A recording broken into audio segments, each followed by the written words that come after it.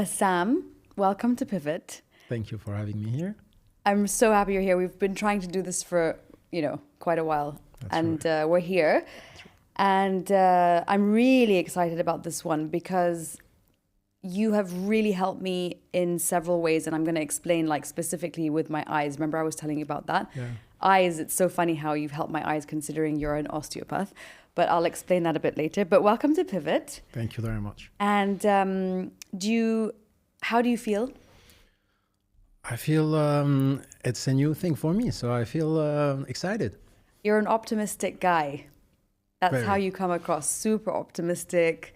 And you always have the biggest smile on your face. And I think this is why you have such a long wait list of clients waiting to see you.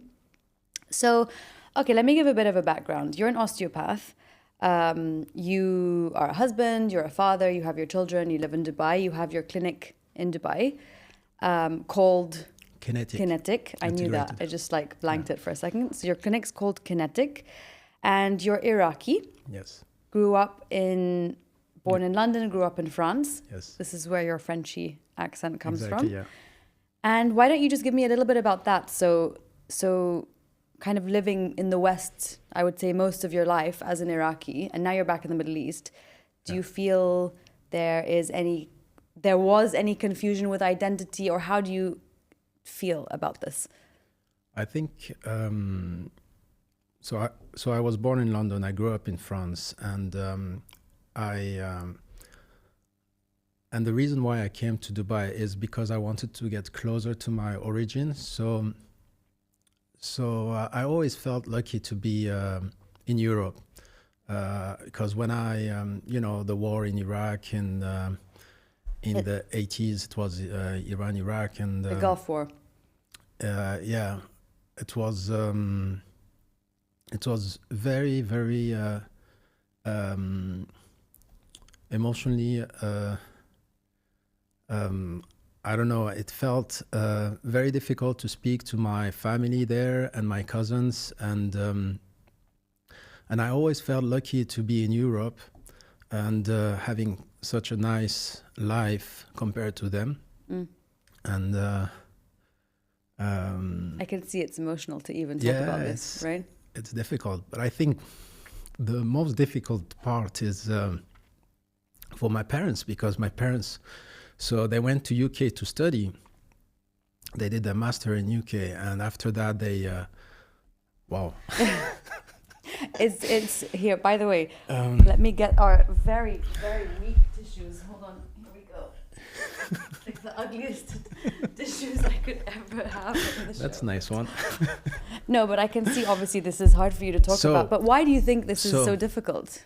So my parents. The background for every Iraqi is they learn English, but they don't really learn French. So when they went to UK, they did their master, and after that, they had the opportunity to do the doctorate in France.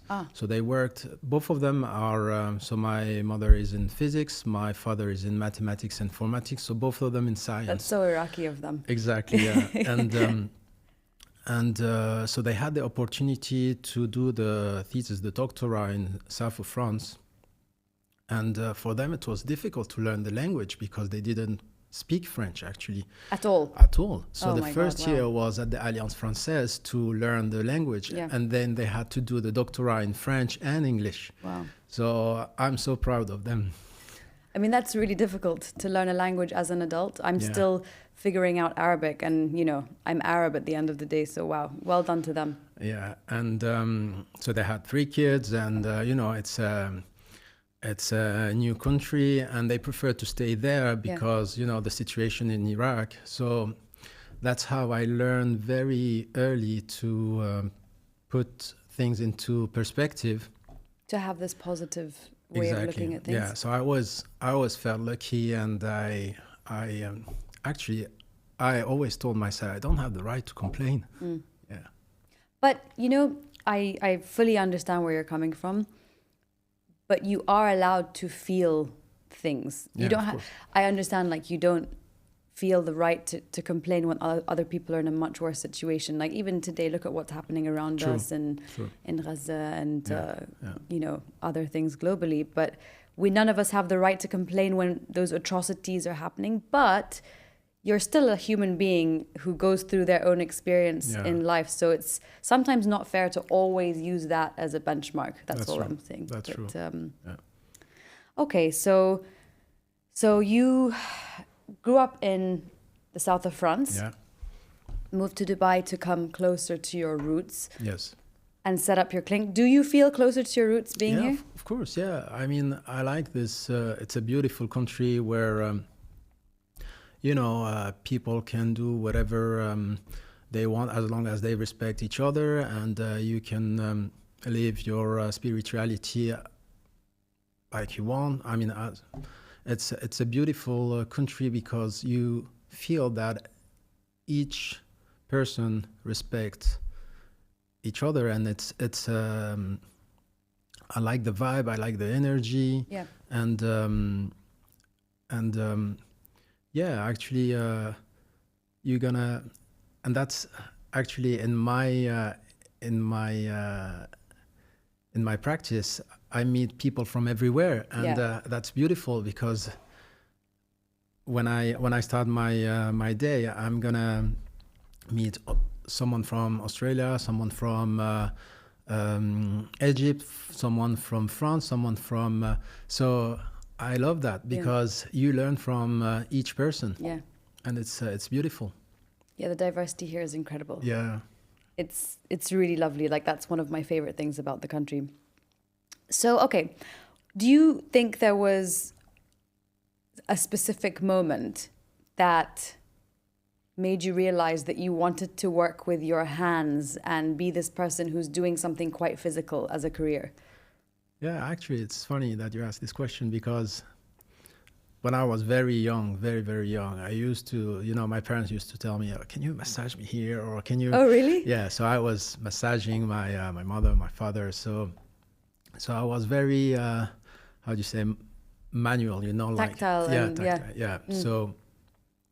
So, but I think what triggered the will to be in the medical field. I mean, there is different parts of my life which confirmed what I wanted to do. But initially, so I have many uncles, and most of them are in the medical field. So I have my uncle in UK. He's an ophthalmologist, and I remember when I was maybe, I think between 8 and 10, I can't remember exactly.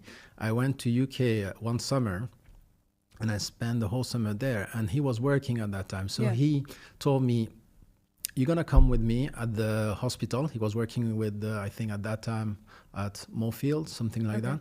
So I was spending the whole day. I mean, not the whole day, but like you know the. You're an intern, like running around the hospital. And I don't know how that was possible at that time, but I was, you know, just a child in the hospital, and sometimes I was allowed to see how he was treating the patient or how he was working, and so that was very early. And then what confirmed that, I think I had a very bad, there's two things. So I was doing Taekwondo, and in one competition I had a bad kick in the shoulder, and the shoulder was injured, and I couldn't really move my shoulder. And the only guy who could fix that was an osteopath. And at that time we didn't know about osteopathy, so it was not very well known. If you look at the history of osteopathy, it's very recent. And so I was like, wow, that's a nice approach, because when you do sport in high level, you always you are in touch with most of the time physios, and I didn't know this approach. Then another event was very, very bad for me, but at the same time good. So that's how you see sometimes bad things brings good things. And I had a very bad accident. So a car I was on a motorcycle, and I had a hit on my leg so a car accident. Car came from a parking and boom. So I had a fracture of multi-fracture, actually, an open fracture of the tibia and fibula. So is this all before you became an osteo? Yeah, exactly. Yeah. Okay. And that was very, very difficult part of my life, because I had to stay. So I wasn't allowed to put my weight. Exactly. I couldn't put any weight on my leg, and I had to stay in a wheelchair for between 4 to 6 months. I can't remember exactly, but so it was very frustrating for someone who was doing Taekwondo to stay on a wheelchair. And but the good thing is that I was going to rehabilitation center every day, and I could see every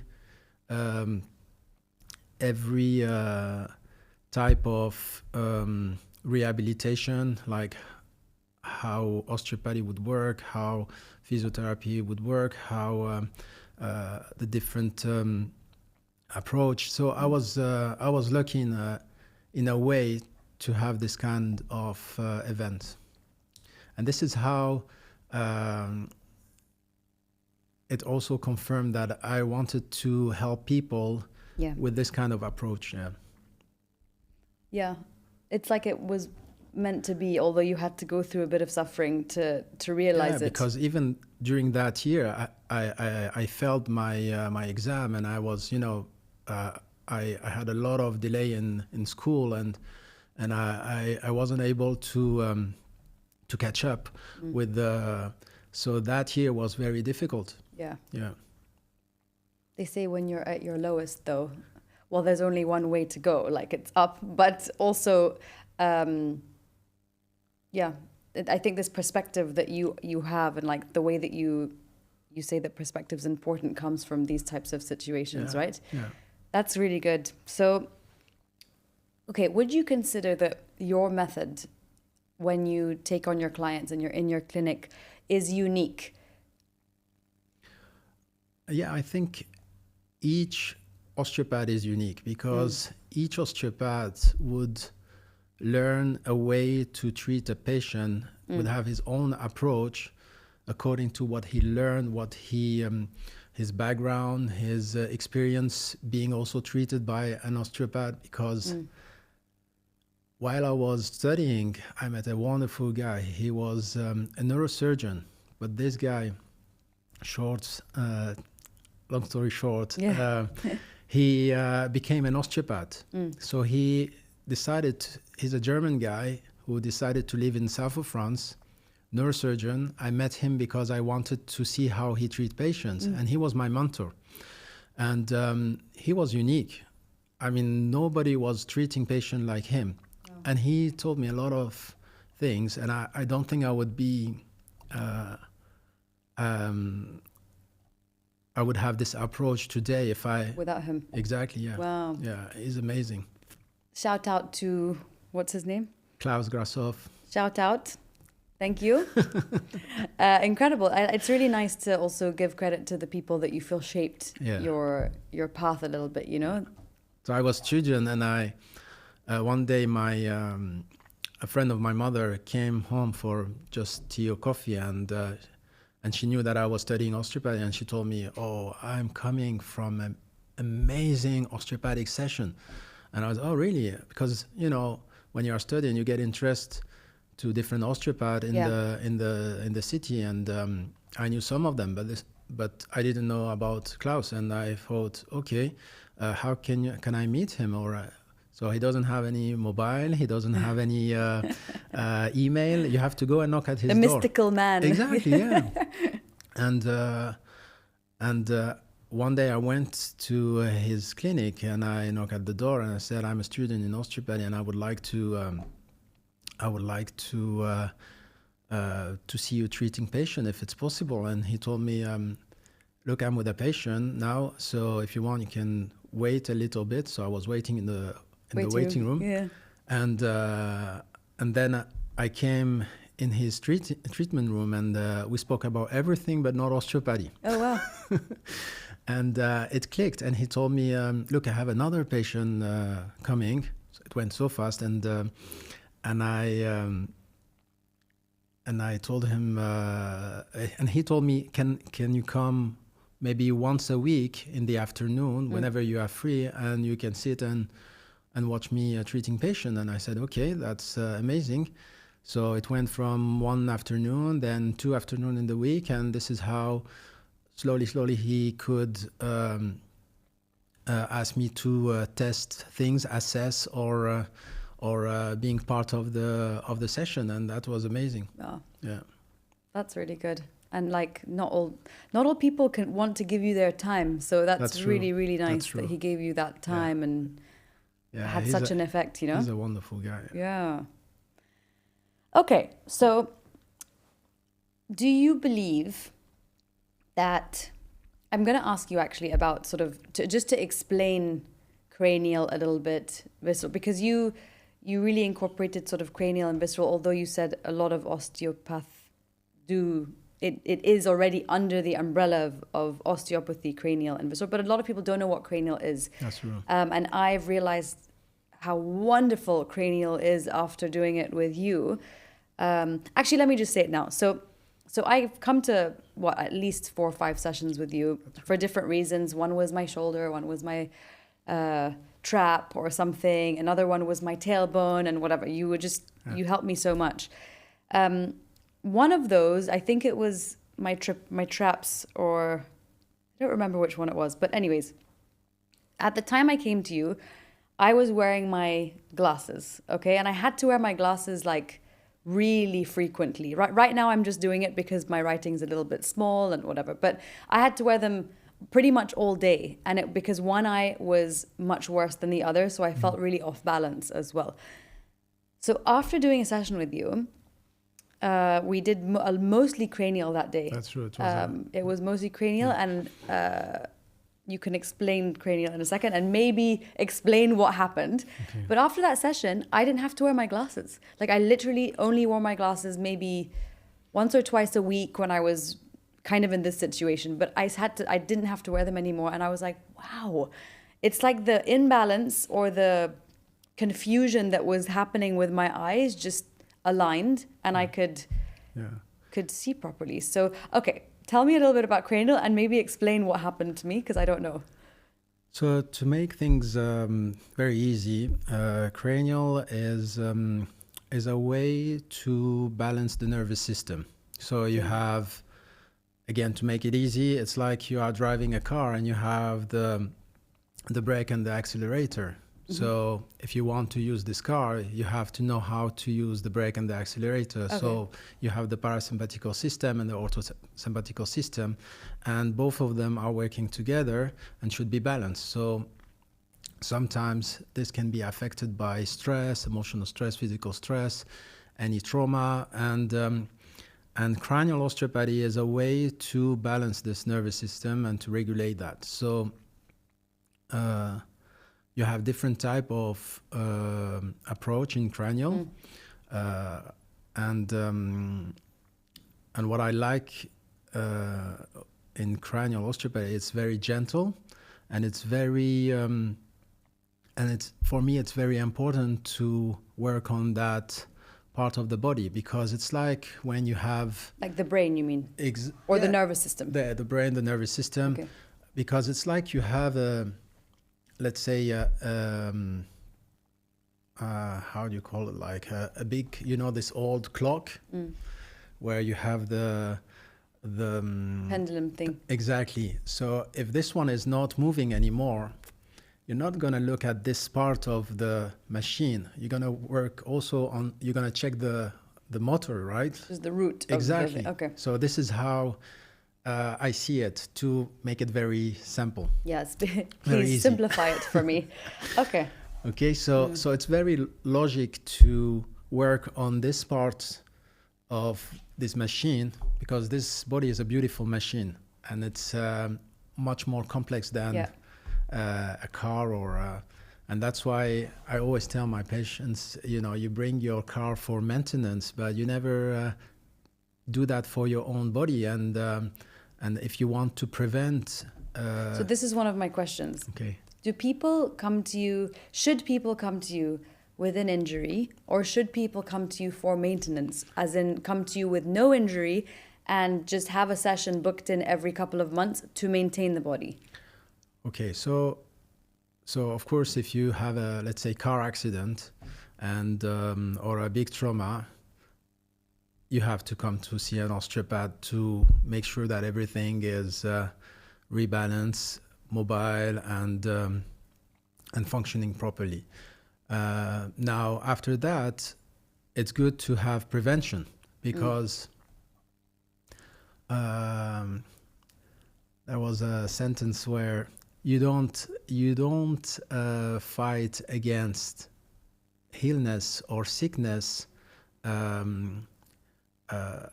It's not a war. You rebuild health to make sure that you decrease the illness or the sickness. So by restoring health in this body, you're gonna make sure that the immunity and everything become better. So disease, ailments, exactly will decline. Yeah. So by preventing, I think it's better. But sometimes people don't have time to think about their body. They think about the car, but not their body sometimes. So you do think maintenance would be the way forward? I think that's important. Actually, Chinese medicine, it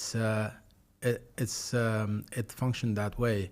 The doctor should maintain health and not to let it get to the point of disease, injury, exactly. etc. Yeah. But yeah, I mean, I've only come to you, I would say, when I'm hurt, but now I have my appointments booked in, which is different. Yeah. So I'm working on just more the maintenance side. Exactly. So every person is different. So sometimes I see patients once every 6 months, and just to make sure that everything is functioning properly. Yeah. And some people, they have more, like because of their job, stressful job, I mean, I see sometimes some traders, or they are very, very stressed, and they need that kind of, maintenance to help their body to cope with everyday stress. You know? On that note, so do you believe the body stores emotional trauma? And let's just say emotional trauma. So do you believe that the body stores emotional trauma? Yeah, of course. Yeah. I mean, for me, most of my patients who comes, what I notice is that with the injury, they have stress, or let's say very tired, lack of sleep, or they're run down, or both. Okay. So someone can get injured or can get some dysfunction with this kind of factor, like stress, or for example, sometimes you have been traveling. Just give you an example of some patient who travel a lot. They have been traveling a lot, and you didn't have time to sleep properly, and you don't have any pattern anymore, any sleep pattern anymore, and so you are completely exhausted. And this is how your body and your nervous system start to become very fragile. And your immune system then drops, and then everything starts to kind of decline. Okay, so you're more prone to injury in those settings where your body's run down. Okay. So I'm going to answer the question what I think, but obviously I'm going to ask you. Are you able to feel anything in the client before they even say anything? So I think the answer is yes. Like, I think you have that ability to read people without even, like, it's a feeling that you get. Yeah. Because I've experienced that with you. So what do you think? So for me, when I look at a body anatomically, I don't see just a body. I see billions of cells. working together as a community, you know, like trying to make sure that this whole body function properly. Yeah.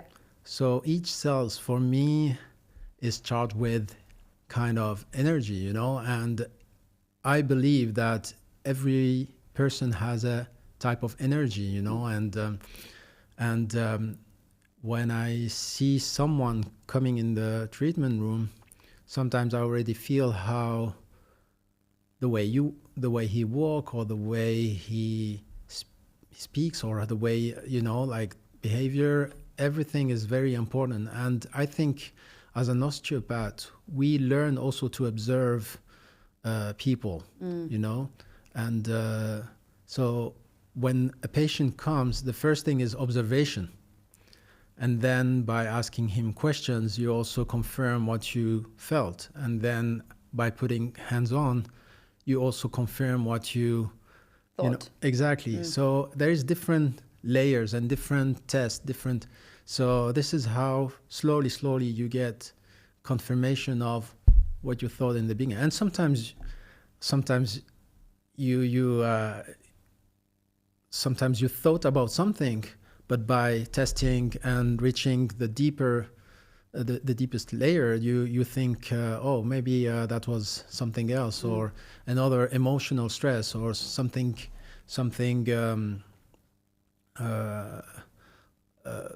more linked to older trauma, or, you know. Yeah. So, for example, if to give you an example how holistic is osteopathy, let's say you wake up one morning with the knee pain, and you didn't have any trauma, you didn't have, let's say these days you have been working out and you went to the gym, but at the same time, because of your work, you had a lot of stress. So you wake up one morning, you have a knee pain. I'm not going to look only at your knee. I have to look at everything which is linked to this knee. So let's say hip, pelvis, maybe an old injury in the ankle, so you are putting more pressure on one side than the other side. So everything is connected. And this is the beauty of osteopathy, because you consider the body as a whole. Another example, sometimes some patient comes to the clinic and they say, I've been to so many treatment. I did X-ray and MRI, and my neck is not getting better. I have a disc. So my goal is not to focus on the neck. I'm trying to find why this neck is suffering and what is the root cause of the problem. Yeah. So sometimes So just to give you another example, when someone comes to the clinic and he tells me that he has neck pain since years, and nobody was able to find out why he has neck pain, or he's been to different doctors or different surgeons, it's like chronic injuries that just aren't going away. Or sometimes even some doctors offered surgery. My goal is, before reaching that level of treatment, which is very invasive surgery, let's try to find out what is the root cause of the problem. So when I assess this body, and let's say, for example, again, I find that the jaw is really tense, and this person is very stressed, and he's always clenching and grinding at night, for example. So this could be a factor of why this neck is suffering. The tension in the jaw. Exactly. Exactly. And sometimes nobody is thinking holistically and focus only on the neck. But sometimes by solving the problem of the jaw, you give a big relief to this neck, and this is how the body starts to heal slowly. Or headaches sometimes, even headaches sometimes can be triggered by jaw tension. Yeah. So it's very important to approach this body holistically and to try to find the root cause of the problem instead of focusing on the problem itself. I like have the same mentality with hypnotherapy. Do you know what I mean? Like, we're going to the root always. It's not, I have anxiety, or I have whatever it may be, it's like, okay, why? Let's understand why. It's always just the whole thing is why? And we're going to keep asking the why until we understand why. Exactly, yeah. That's whether that goes back, to being 1 year old or being in your mum's, belly, like we're going back until we figure out why. But yes, so I'm on the very much the same page as you. Yeah, it's very important. And, sometimes just talking having this conversation with the patient, you listen to your patient and sometimes something trigger like emotional trauma or emotional stress, and sometimes the patient start to cry or start to laugh, and this is a very normal process and very normal reaction of the body, and you have to let it go. And this is very important, to let it go and not to keep it inside. So for me, this person is physical, mental, so you have the mind, the body, and the soul, and it's very important to consider all of them. Yeah, because it's all connected. Okay, so are you... okay, no, let me rephrase. How do you recharge? Because you spend your whole day resetting and realigning people, and it's through physical touch. So to me, that's like energy exchange. Like you do, whether you like it or not, I think, take on other people's energy. So what do you do to recharge yourself and even cleanse, if need be, from other people's energy? Okay, so sport is a very important part of my life. So I practice Taekwondo. I used to practice it when I was, I started, I think, when I was, I think 7 or 8, something like that. And I love the sport. So that's a way for me to recharge. I play paddle with friends sometimes. I play football sometimes as well, not that often Movement. anymore. It sounds like movement. It's mainly exactly, movement. Yeah, it's very important. The body is designed to move. Yeah. That's why you have all these joints everywhere in the body, because the Creator designed us to move, to get this mobility. And whenever you stop, it's very difficult to restart, and it's how sometimes you get some tension here or tension there, but movement will always keep, even your mind can be affected by this movement. So when you do sport, I give you an example. Again, last time one of my neighbor, he told me, let's go and do some e-foil. And I went for 1 hour of e-foil. I was trying this new thing. And wait, what is that? E-foil, it's it's the board where it goes.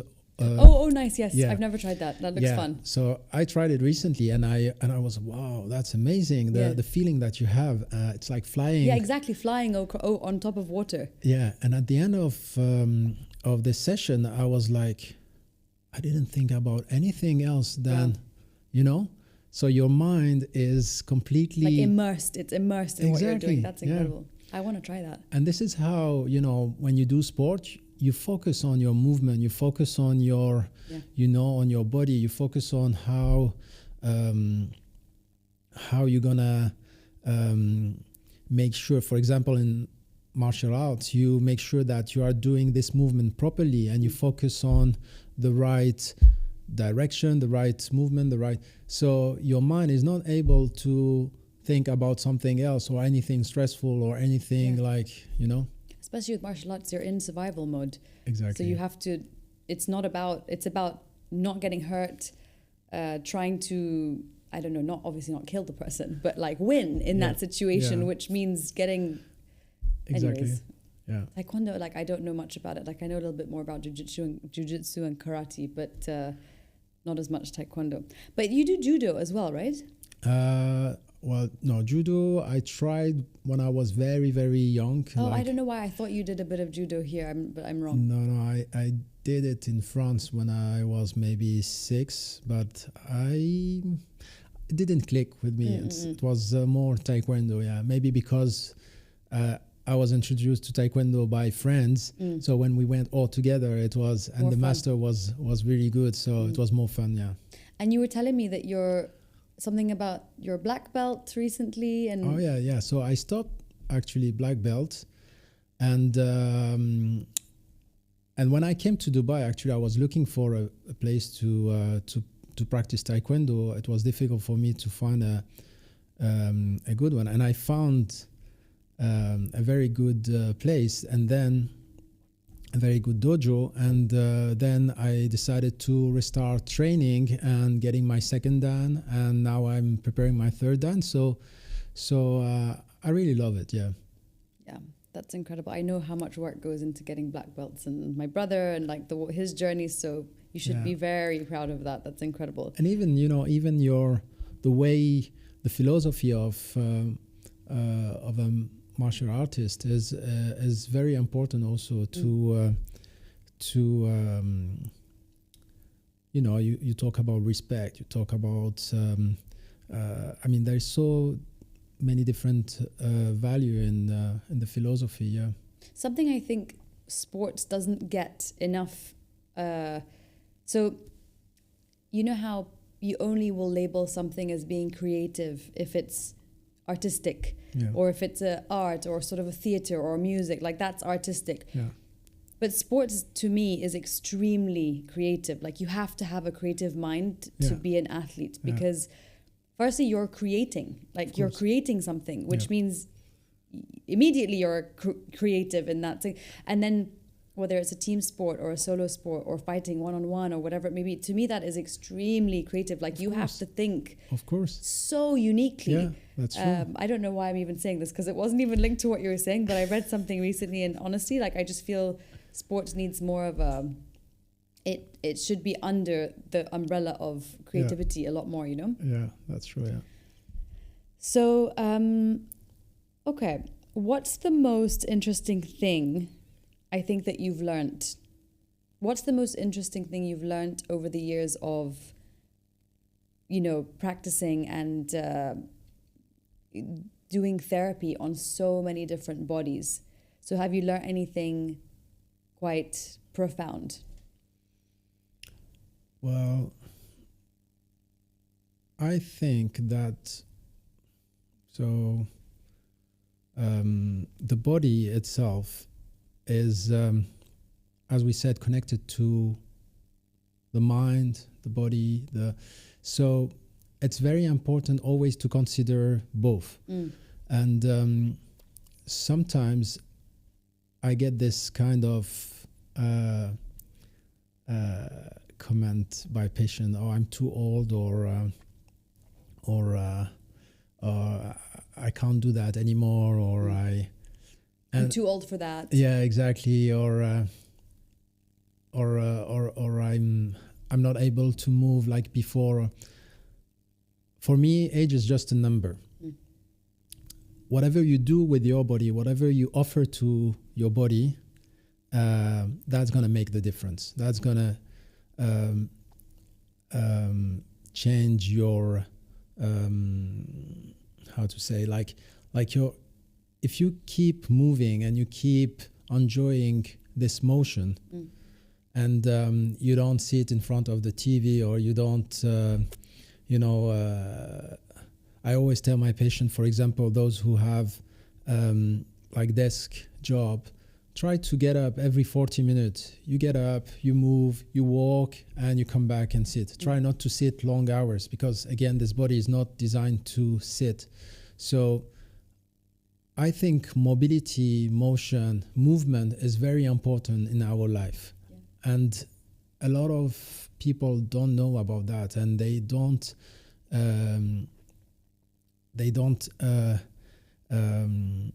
respect this body as a how to say, motion entity, or I think awareness of just movement and stuff is getting better. You see people really trying now and going for walks and runs and gym classes. But I think it's more the older generation that need the push, you know? Yeah. I always tell my parents, try to do some sports, try to enjoy something that give you mobility. I mean, it's very important to consider that. And you know, some people, for example, they train, they lift weights, but they don't stretch after. Yeah. So they accumulate a lot of tension in this body, and stretching is very important as well. Yeah. Yeah. So I would encourage people to do yoga, to do some kind of stretching and mobility stuff. Yeah. Okay.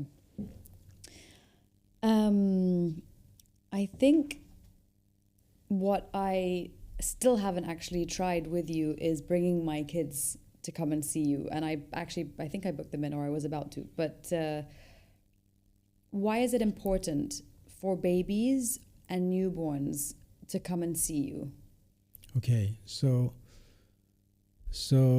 pediatric osteopathy, we're gonna focus on. So first of all, if the baby had any traumatic birth, mm-hmm. or let's say use of forceps or vacuum, or even C-section sometimes, or if the mother was suffering during this delivery and had a lot of stress, that's, I think, important to do just a small checkup for the baby very early, like before the first month, just to make sure and to prevent that there is no restriction or any tension, which is... I wish I kind of knew this before.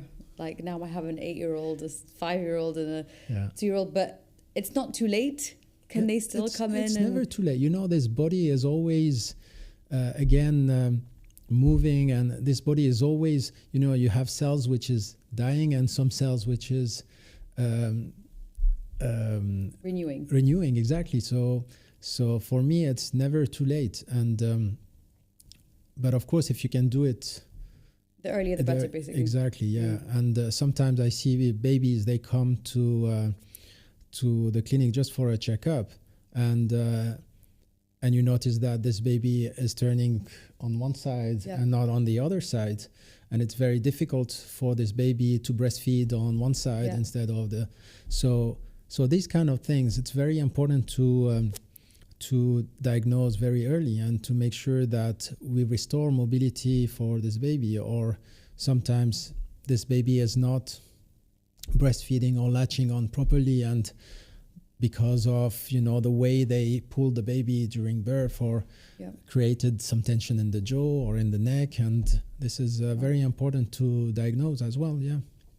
So you recommend definitely bringing in babies when they're under a month old for a checkup? Yeah, I mean, in France, we always do that. In France, I used to see pregnant women, so to prepare the delivery, so to make sure that everything is moving properly, to, again, make sure that the birth is happening in a smooth way and very nice way. So you check the pelvis, you check everything to make sure that this body is able to adapt to this baby who's coming out from this body. And the more flexible is the pelvis, for example, easier would be the birth. And then when the delivery happened, the mother would bring the baby to the osteopath, and we do a checkup to make sure that everything is functioning properly and there is no restriction and there is no tension in this baby. So pregnant women, newborn babies. And then you see the mother who had a very difficult time where she was carrying this baby, and you know, the pelvis move a lot during the pregnancy, and then when you deliver, everything should come back to normal, but sometimes, unfortunately, one side is coming back better than the other side, and there is some imbalance in this body, and it's better to make sure that this mother is functioning properly. So it's pregnancy, then the newborn, then the mom who has delivered. And so it's just important at all phases, I think, to just make sure your body is attuned, aligned, and just in the right place physically. Exactly. That's how I was treating my patients in France. And when I came here in Dubai, I think now there is more awareness about that. But in the beginning, when I came in 2010, it was not that obvious. Yeah. Yeah, I mean, I didn't know, and I feel like I'm quite aware of things, and like I see such diverse people to help in so many different ways, whether it be mental or physical, and I didn't really know this. So, yeah. Oh well. We always learn. I'm learning, exactly. Okay, so you've already technically said your pivot, because it was in the very beginning when we were, but I didn't ask it. So Bassam, please can you let us know about a pivot in your life that you've gone through? It can be mental, it can be physical, it can be emotional. Yeah. And just recap so we can... So I think, as I said in the beginning, there is different events in my life, and I already told you that being an athlete, I was also in touch with physio and osteopath and being in this environment. And the second one was when I got this very bad accident and injury. I was doing my rehab, and I felt the need to understand deeper this kind of approach, and I think also because of my origins, that's another pivot, which is more, I think, personal. Coming to Dubai to get closer to my origins. Yeah. This was a really wonderful chat, and I really appreciate you coming. Same here. It was very nice to... Unexpected emotion. Exactly, yeah. A nice recap of... I was surprised, actually. Yeah. I mean, it's so... I just find it so incredible to see men with emotion. It's very, very rare to see. So, I don't know. I think... Thank you for sharing. Why do we think men doesn't have emotion? Well, no, it's showing it and expressing it. Of course, they have emotion, but it's more the expression of it and being comfortable expressing it. So that's true, yeah. It's really powerful. So thank you so much. And thanks to you. It was amazing to speak about all these things, and it was very nice to remember all this part of my life. Yeah. Like a little therapy session. Exactly. Thank you for that. Oh, you're so welcome. Thank you so much for coming. I'll Thanks see you at my next session. Thanks to you. Thanks.